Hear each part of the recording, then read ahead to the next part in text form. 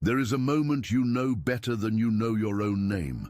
It does not arrive with a knock or a warning. It slips in through the crack beneath the door in the quiet hours before the world wakes. And it sits on the edge of your chest like a stone you cannot move and cannot explain.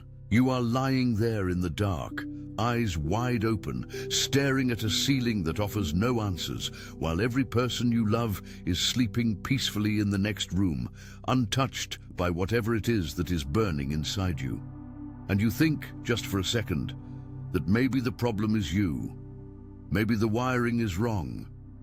Maybe everyone else received an instruction manual for this life, and yours was lost somewhere before you arrived. That thought is the oldest lie ever spoken into the ear of a chosen soul.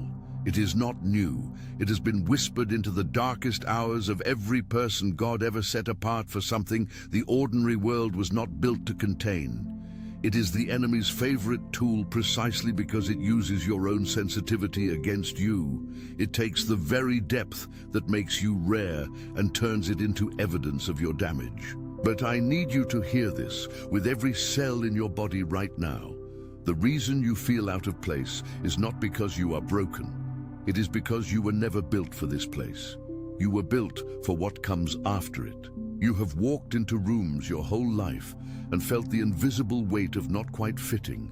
You have sat at tables surrounded by voices and laughter and still felt a silence inside you that no amount of noise could reach. You have tried to explain what lives in your chest to people who looked back at you with kind eyes and zero comprehension. And you quietly folded that part of yourself up and put it away because the loneliness of being misunderstood is somehow heavier than the loneliness of being alone. You learned to smile at the right moments. You learned to perform the version of yourself that made others comfortable. But something in you never stopped burning, never stopped reaching, never stopped knowing that there was more than this. That is why, in the trilogy, The 3 Keys to a Prosperous Life, the link is in the pinned comment. I explain exactly why that burning feeling is not a symptom of what is wrong with you, but the clearest signal of what God has placed inside you and what He is now preparing to release through you in a way that will shake the ground beneath your feet. You walk through the front door of your own home, and the air does not shift the way it should when someone who has been carrying the weight of the world all day finally reaches sanctuary.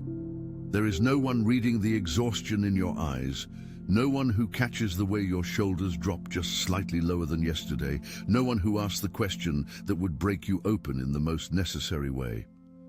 The house is full and somehow emptier than silence. You set your things down and move through the rooms like a ghost who has not yet been informed of its own departure, occupying a space without truly inhabiting it, present in body and completely invisible in every way that matters.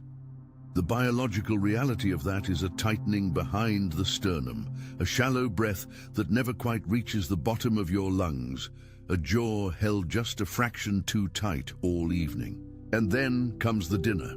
The table is set, the food is warm, the conversation moves around you like a river around a stone, natural and unbothered, and you sit there holding your fork and wearing your face like a costume.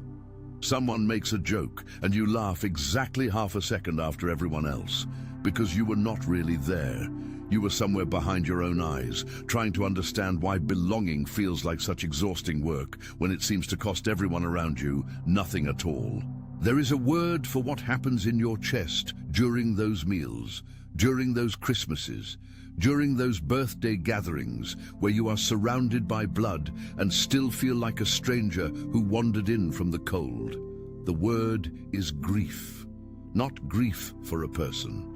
Grief for the version of connection you were made for and have not yet found. Underneath the shower later that night, the water running hot enough to turn your skin pink, something inside you finally exhales, and the exhale becomes a trembling, and the trembling becomes tears you cannot account for if anyone asked you to explain them. Tears that have no single source, that are the accumulated pressure of 1,000 moments of swallowing yourself whole. Your body knows what your mind has been too busy surviving to admit. The flesh registers every suppressed moment, every bitten lip, every truth left unspoken, because the room was not safe enough to hold it. Those tears are not weakness. They are the body completing a circuit that the social world forced open and left unfinished. They are sacred. God sees every single one of them. He collects them. The scripture is not poetry. It is a literal record. Every tear you have wept in hidden places has been witnessed by eyes that never sleep and never look away. At the metaphysical level, something extraordinary is happening in those shower floor moments. Heaven is not distant from your breaking. Heaven leans closest to it. The spirit that lives inside you is not confused by the pain the way your mind is. Your spirit knows it is being stretched into a new and larger shape, knows that the container is being expanded so it can hold what is coming, knows that the ache of growth and the ache of damage feel almost identical from the inside, but produce entirely different results. The lockdown you are living in right now, the sealed-off season, the fog, the stagnation that looks like failure from the outside, it is the cocoon. And the cocoon is not a comfortable place. It was never designed for comfort. It was designed for transformation. And transformation requires the dissolution of the former shape before the new one can emerge. The people in your circle, the ones who have appointed themselves the architects of your self-awareness, the ones who deliver their insecurity through the language of concern, they see the cocoon and they call it death. They see you becoming quieter, more selective, less available to the dramas that used to consume you, and they call it arrogance. They see you pulling away from patterns that no longer serve you, and they name it coldness. They cannot help it. They have never seen a metamorphosis from the inside. They are responding to the only evidence available to them, and the evidence looks like withdrawal. What they cannot see, because it is happening in the invisible architecture of your soul, is that you are not withdrawing from life. You are withdrawing from everything that was never truly life at all. Your exhaustion is real. I will not spiritualize away the weight of what it costs to carry a calling in a body that still needs sleep, still needs warmth, still needs to feel known. The loneliness of this season is not imaginary, and it does not need to be minimized to be survived. But here is the truth, living on the other side of the exhaustion. You are in the final room, not the first room, not the middle room, the room right before the door. Every single thing that has been required of you in this stretch, every relationship that crumbled, every dream that had to be buried before it could be resurrected, every night you spent talking to a God who seemed to be responding in a language you had not yet learned to translate, it was all curriculum, it was all preparation, and you did not fail the course. You are still here. That alone is the proof. There is something about your particular kind of light that has always made certain rooms uncomfortable. You may have spent years trying to diagnose why your presence seemed to create friction without your trying, why people who barely knew you sometimes looked at you with an irritation that predated any offense, why your joy felt like an accusation to someone, and your peace felt like a provocation to someone else. You are not imagining it. Light does that. It has always done that. The moment a lamp is carried into a dark room, the darkness does not simply yield, it resists, it recedes to the corners, it reacts. And the people who have made their homes in the dim spaces of small thinking and comfortable limitation will feel the warmth of your presence as heat rather than comfort, because heat does something to the structures that cold has built. It melts them. And no one wants to watch the architecture of their self-deception dissolve. This is what they were really calling sensitive when they said you were too sensitive. They were not describing a flaw in your emotional calibration. They were naming their own exposure. Your capacity to feel deeply, to notice what goes unsaid, to detect the emotional weather in a room before a single word has been spoken. That capacity terrified them because it meant you could see them, really see them, past the performance and the posturing and the carefully maintained surface of people who have worked very hard to stay invisible to themselves. And rather than receive the gift of that seeing, they attack the seer. It is the oldest story in the book. Literally. Joseph saw what his brothers could not see about themselves and about the future, and they stripped him and threw him in a pit, not because he was wrong, but because he was right. You carry echoes of that pattern, the way advice found you when you did not ask for it, arriving with the texture of concern but the undertone of correction, as though your choices were errors that required managing rather than a life being lived according to a blueprint your critics did not have access to. The criticism that arrived dressed in wisdom, the redirection that felt less like guidance and more like containment. The perpetual gentle suggestion that you were too much, too intense, too forward, too sure, as though the appropriate response to knowing something deeply was to pretend you did not know it so thoroughly, to dilute your clarity for the comfort of those operating in a different frequency. You absorbed so much of it. You internalized so much of the external narrative about your edges that you began trying to sand them down yourself, began trying to make yourself a shape that would fit into spaces that were never designed to hold you. David understood this erosion. He sat in the field while his brothers stood in the king's court. He was not summoned when Samuel came to anoint one of Jesse's sons, not because he was overlooked by God, but because the people around him had already decided what category he belonged in. He was the small one, the youngest one, the shepherd, the one you leave in the field because the field is where that kind fits. But Samuel heard from a different source, and the source was not consulting the family consensus. The anointing found David in the field, not despite his exclusion, but through it, because the isolation was part of the preparation, because the hours alone with God in the wilderness shaped a warrior and a poet and a king in a way that sitting in the court would never have accomplished. That is why in the trilogy, The 3 Keys to a Prosperous Life, which link is in the pinned comment, you will see that this pain of being chronically underestimated by those closest to you is not a random wound. It is a prophetic wound. It points directly at the place of your greatest anointing. The thing they most dismissed is almost always the thing God most invested in. The part of you they most tried to reduce is almost always the part heaven most intends to amplify. The criticism was directional.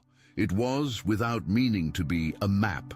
Jesus walked into synagogues where men who had memorized the Torah since childhood looked at him and saw a carpenter's son. They knew his mother. They knew where he grew up.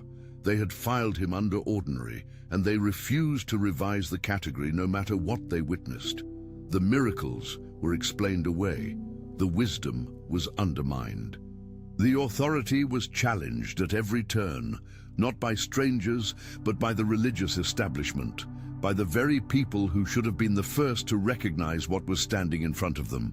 And he did not need their recognition to be who he was. His identity was not sourced from the crowd's verdict. It was sourced from the Father's declaration, "This is my Son in whom I am well pleased." A declaration spoken notably before a single public miracle had been performed. The pleasure was not in the performance. The pleasure was in the person. You are not waiting for God to be pleased with you once you finally get it right. You have never been waiting for that. The pleasure is already there. The love is already sourced. What you are waiting for, what this lockdown has been building, is the full realization of that truth inside your own chest, all the way down to the marrow, past the old recordings, past the voices that said you had to earn it, past the theology of scarcity that told you God's love came with conditions and caveats and performance reviews. The lockdown stripped all of that away layer by layer, And it was not gentle. Stripping never is, but it was purposeful. Every false foundation had to go because what is coming requires a structure that can hold the weight of it. Look at what has already been removed from your life without your consent. Relationships that seemed permanent and turned out to be seasonal. Doors that looked like your destiny and turned out to be detours. Plans that felt God-breathed and then collapsed in a way that left you breathless and confused and quietly furious at a God who seemed to move the goalpost. I'm telling you now what you could not see then. Every removal was protective. Every door that closed was God standing between you and something that would have cost you more than you could afford to pay. Not because you were weak, because what he is building in you is too specific, too precise, too important to the people who are waiting for it to be contaminated by alliances that were never aligned with the assignment. Lot's wife was not destroyed by her curiosity. She was destroyed by her attachment to a fire that God had already declared finished. The city was burning. The exit was open. The command was clear. Do not look back. And she looked back. Not out of disobedience as much as out of grief, out of the human ache of watching the familiar disappear even when the familiar was toxic, even when the familiar was actively consuming itself. There is something in the nervous system that reaches back toward what it knows, even when what it knows is killing it. Something primal and terrified that mistakes familiarity for safety. And that backward reach cost her the entire future.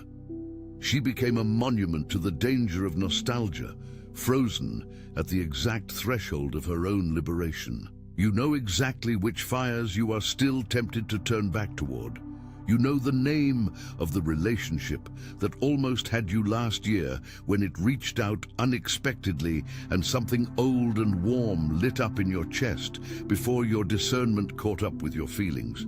You know the validation you still sometimes check for from the people who proved years ago that they do not have the capacity to give it. You know the version of yourself you still occasionally perform when you are around certain people. The smaller version, the apologetic version, the one that bends and qualifies and softens every true thing to make the room comfortable.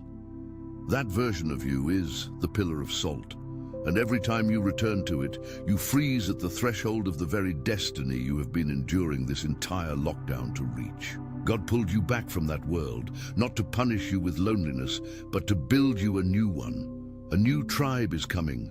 Not a tribe that will simply tolerate your depth, but a tribe that will be nourished by it. Not people who make you small so they can feel large, but people whose greatness calls the greatness out of you in return. That tribe does not yet occupy the landscape you are currently standing in, which is why the current landscape has felt so barren, why the connections have felt so insufficient, why you have been sitting across from people who love you and still felt like you were speaking different languages. It is not a failure of love. It is a difference of frequency, and God is not asking you to stop loving the people in your current season. He is asking you to stop requiring from them what they were never built to give. The transition from the known to the unknown is the most terrifying passage a human soul can make. Not death, not suffering, not failure, but the specific terror of releasing what is familiar and stepping toward what is not yet visible. Every spiritual giant who ever walked this earth faced this same passage.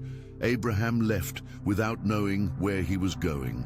Moses walked toward a sea with no bridge and no boat. Peter stepped out of the boat onto the water with no engineering explanation for why his body weight should not immediately sink him. The faith was not the absence of fear. The faith was the movement in the presence of it. They were terrified and they moved anyway, and the ground held. Your chains are generational as much as they are personal. Some of what you carry has been carried by people in your bloodline who never had the language to name it, who passed their unhealed fears down through behavior and belief systems, and the specific silences they maintained around certain subjects. The anxiety that visits you at 3 a.m. did not originate with you. The pattern of making yourself small in the presence of authority did not begin in your childhood. These are older wounds wearing your face.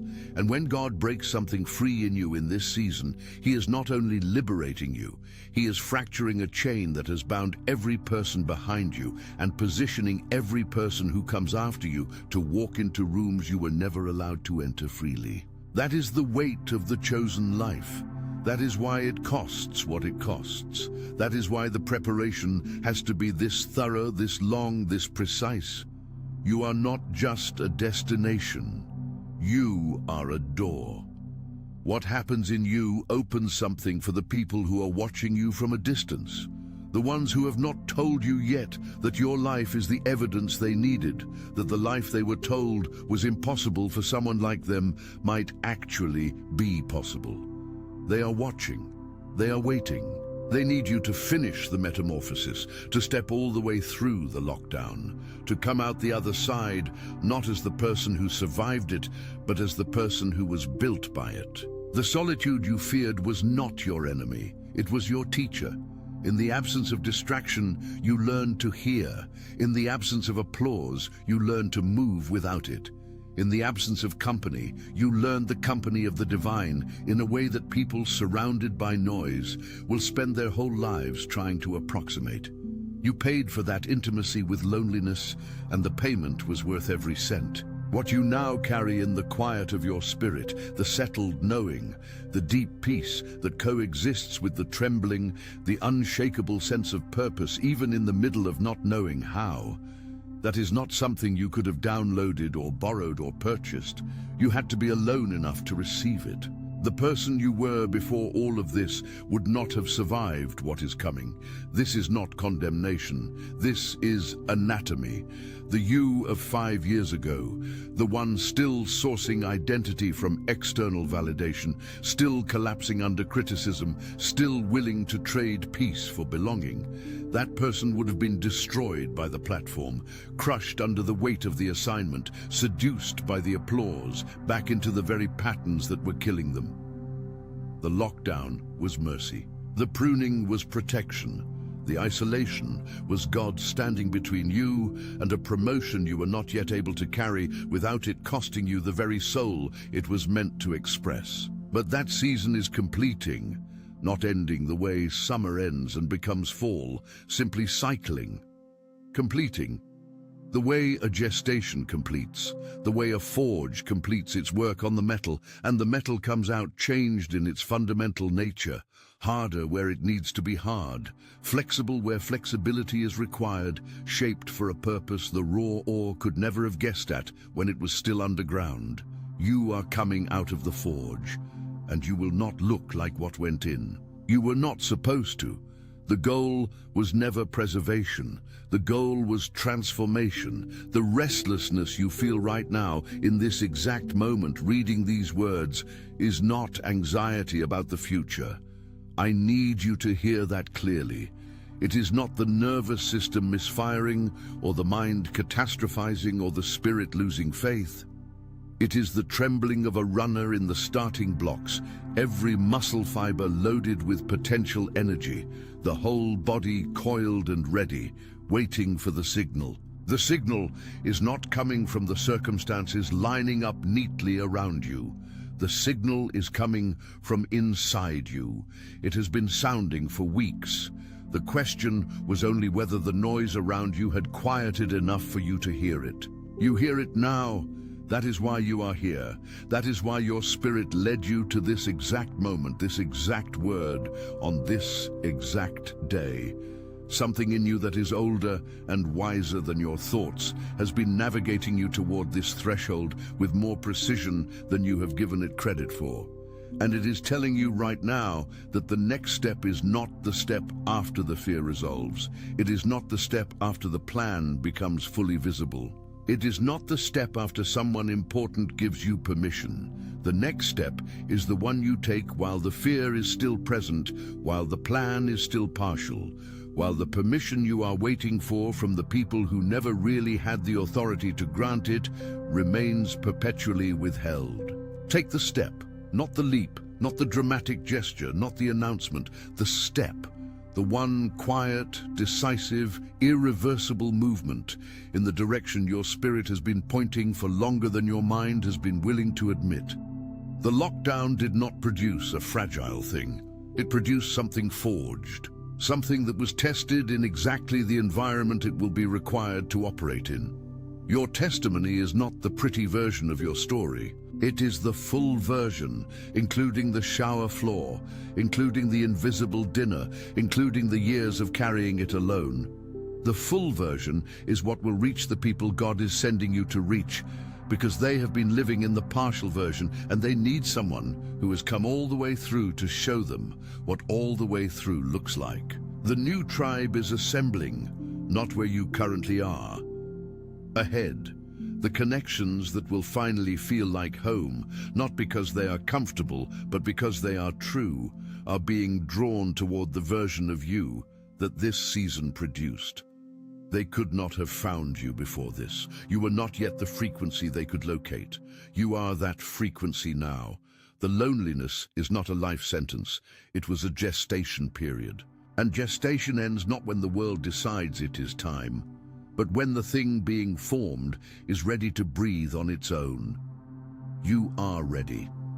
Not perfect, not finished in the sense of complete, because the deepening never ends, but ready in the way that matters, ready to be used, ready to let what has been built in secret be deployed in the open, ready to stop waiting for the circumstances to confirm what God has already spoken. Ready to walk through the door while it is still just slightly ajar, not waiting for it to be swung fully open, trusting that your movement is part of what opens it the rest of the way. The world does not need the polished version of you that 10 more years of hiding would produce. It needs the real version, the rebuilt version, the broken and put back together version, the one with the scars that know what they survived. The people waiting for you do not need your perfection. They need your truth, and your truth is the most powerful thing this lockdown produced. The unshakable, unmanufacturable, unborrowed knowing of someone who went into the fire and came out refined. This lockdown is lifting. It is lifting right now in this very breath, as something in you recognizes what has been true all along. You were never abandoned. You were never forgotten. You were never left. You were sequestered, held in a holy quarantine from everything that would have contaminated what he was constructing in you. The seal is breaking. The door is opening. The promotion was never hidden from you. It was hidden inside you, buried under everything that had to be removed before you could carry it without it destroying you. Go, not when the fear disappears. Go now, trembling, not when the path is fully illuminated. Go now, with the flashlight of faith that lights exactly one step at a time. Not when the people who never believed in you finally change their minds. Go now, having learned that their belief was never the fuel source. The world that is waiting for what God built inside you during the lockdown cannot afford for you to wait another season. History turns on the courage of individuals who moved when moving was terrifying, who stepped when the ground was not yet visible, who trusted the builder more than the blueprint. You are one of those individuals. You have always been one of those individuals. Now is the moment to live like you know it. If you want to walk the next step of this journey with the clarity and the keys that this season demands, everything is waiting for you in the 3 keys to a prosperous life. I left the direct access link for you in the pinned comment, and what you will find there was built for exactly the version of you that came out of this fire. The lockdown produced you. The keys will deploy you. The world is ready. And so, finally, are you?